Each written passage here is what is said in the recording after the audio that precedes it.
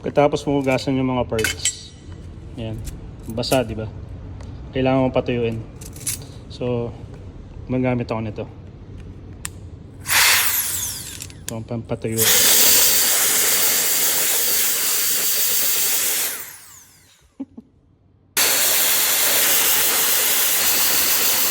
So, pagkatapos ng patuyuin, kailangan mo siyang i-sort out.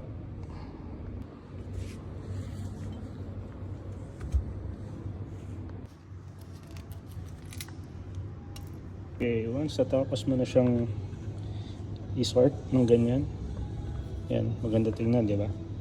Pero ang purpose talaga nito is to check kung kumpleto lahat ng gamit, kumpleto ang bearing, and also systematic, kasi kasama na dito, ayan, puro lang sa crank, yan, crank, ito, brake, derailleur, yan. Okay.